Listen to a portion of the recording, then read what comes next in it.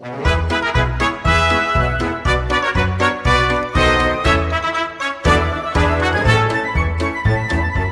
is August 10th, 1721.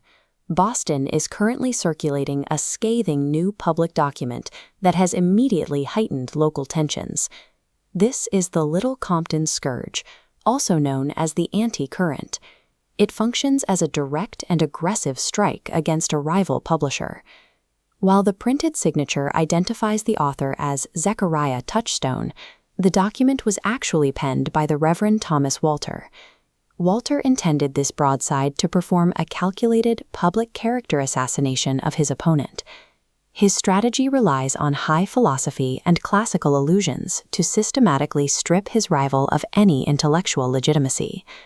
The attack follows 4 distinct vectors: a critique of natural intellect, class-based mockery of education, visceral anatomical satire, and an explicit call for government censorship. The physical format was essential.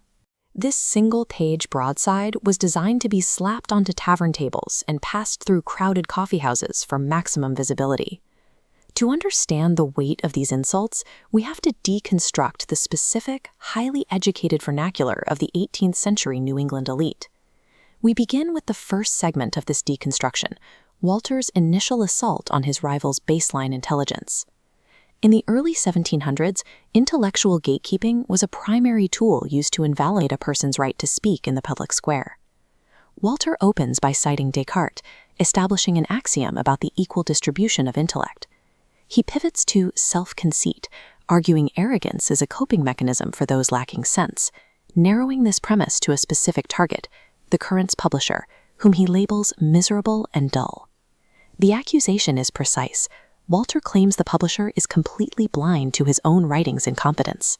He asserts that if the Courant's publisher possessed enough wit to see the wretched figure he makes in print, he would find himself in a constant quarrel with the rest of mankind.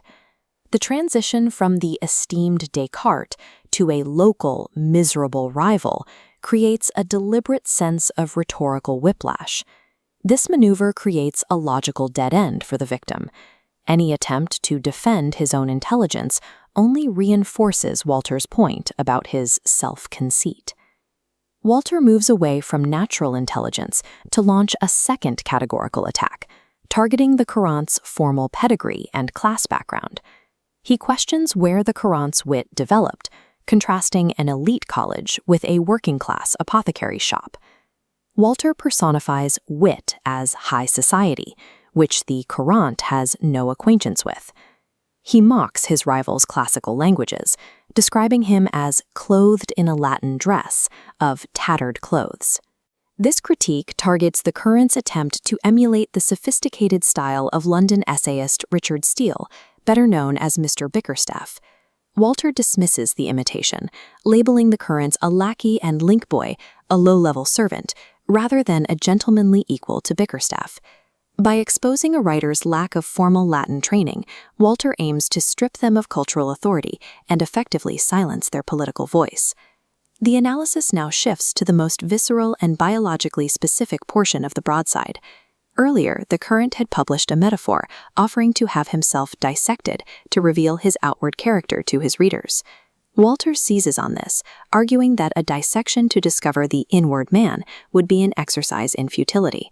He delivers the text's most famous punchline regarding the publisher's internal anatomy, stating, "Your guts are in your brains."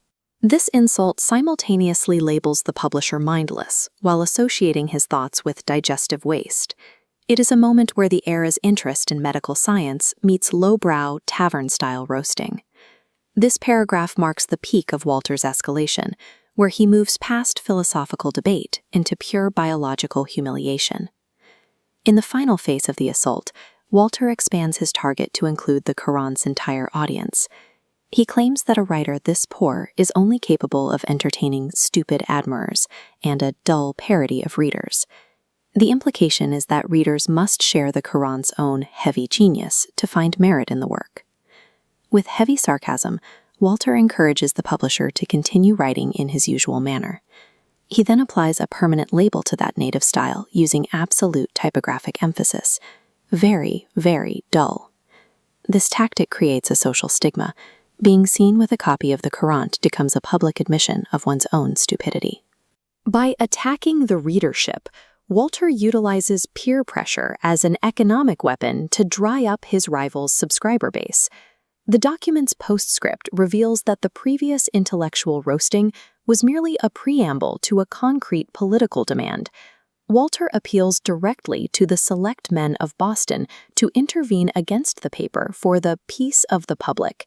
He uses the Latin phrase homo unius negotii to frame his demand to the local government.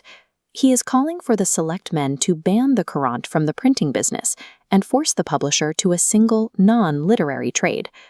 Walter concludes with a pedantic debate over whether extra-fundamental or extra-grounded better describes the total baselessness of the Courant's writing.